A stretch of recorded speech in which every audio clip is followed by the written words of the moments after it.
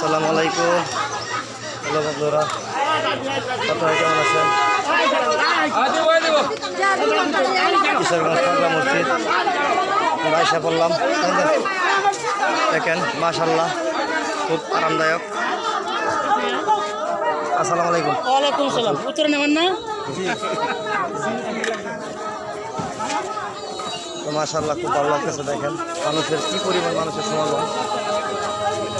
কিশোরগঞ্জ পাগলা মসজিদ দেখেন মাশাআল্লাহ খুব আনন্দিত লাগতেছে। আয়সা এরিয়া মাত্র এসে নামলাম। দেখেন মাশাআল্লাহ,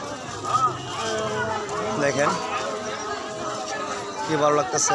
মানুষের কি পরিমাণ মানুষের সমাগম দেখেন।